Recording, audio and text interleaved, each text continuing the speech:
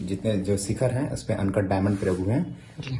एक यहाँ है, 4 है जी। और इसके अलावा अंदर जो भगवान राम की प्रतिमा है वो सोने की है, शुद्ध जी। सोने की है। और इसमें इसके जो पूरे ये पूरा चांदी का ही बना हुआ है।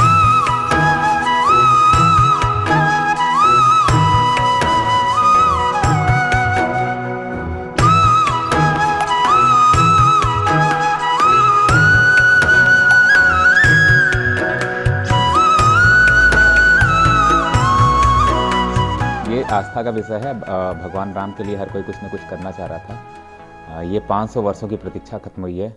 आदरणीय प्रधानमंत्री जी ने हम लोगों के 500 वर्षों की प्रतीक्षा खत्म की है, जिसकी वजह से जो है हम लोगों का भव्य राम मंदिर बन के तैयार हो रहा है।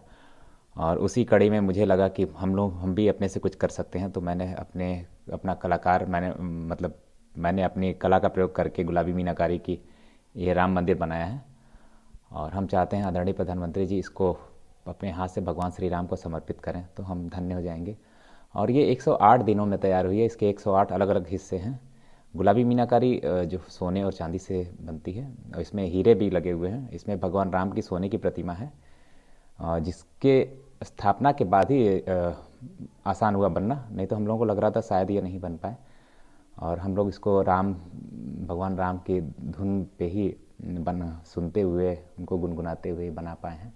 ये उन्हीं की कृपा है जो हम इसको पूरा कर पाए हैं। काफ़ी इसके डिज़ाइन में काफ़ी दिक्कतें थी। हम लोगों को लग रहा था कि इसका अलग अलग जो पार्ट्स था, कभी कोई छोटा कभी कोई बड़ा हो जा रहा था, कभी कुछ हो जा रहा था। तो हम लोग जब इसमें भगवान राम की पहले हम लोगों ने चांदी की प्रतिमा बनाई तो मुझे लगा कि वो शायद पर्याप्त नहीं होगी। कुछ सोना सबसे शुद्ध धातु माना जाता है, तो हम लोगों ने पहले भगवान राम की सोने की प्रतिमा बनाई और जैसे वो बन के तैयार हुई उसको वैसे ही किया, हम लोगों ने स्थापित किया, वहाँ पे उनके अपना स्थान दिया। उसके बाद ये काफ़ी आसान हो गया। हम लोगों ने फिर सारा आराम से जो है काम कर लिया। जब तक हम लोग भगवान राम को वहाँ पे स्थापित नहीं कर दिए तब तक बन नहीं रहा था।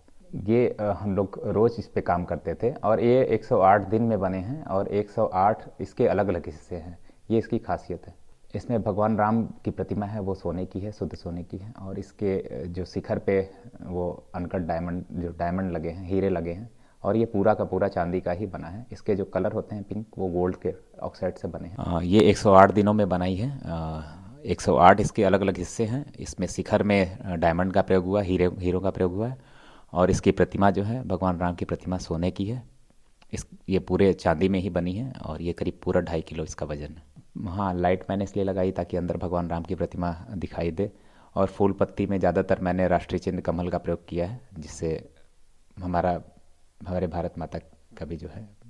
गुलाबी मीनाकारी ऐसी विधा है जिसमें सोने और चांदी का प्रयोग होता है। इस पे इसके कलर मेटल ऑक्साइड से बनते हैं, जैसे blue cobalt, white titanium, green copper, yellow vanadium, brown magnesium. और इसका पिंक जो होता है वो गोल्ड से बनता है, गोल्ड के ऑक्साइड से बनता है।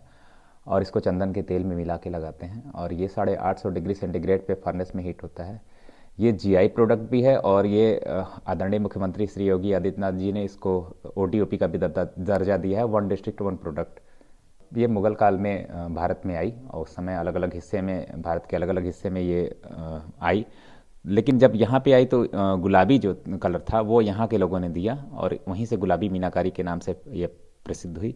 जब इसका जीआई हुआ तो ये गुलाबी मीनाकारी के नाम से ही जीआई हुआ। आपको अवार्ड भी मिल चुका है, कैसे अवार्ड मिला था और आपने रिसीव किया? आदरणीय प्रधानमंत्री जी जब बनारस आए थे तो वो रिक्शा चालक थे, उनको रिक्शा ही बांटना था। तो उस समय मैंने आदरणीय प्रधानमंत्री जी के लिए एक रिक्शा बनाया था और फिर उसी को मैंने डेवलप करके और बड़ा रिक्शा बनाया था। उसी पे मुझे नेशनल अवार्ड मिला था। और इसके बाद आदरणीय महामहिम राष्ट्रपति प्रणब मुखर्जी द्वारा जो है मुझे नेशनल अवार्ड मिला।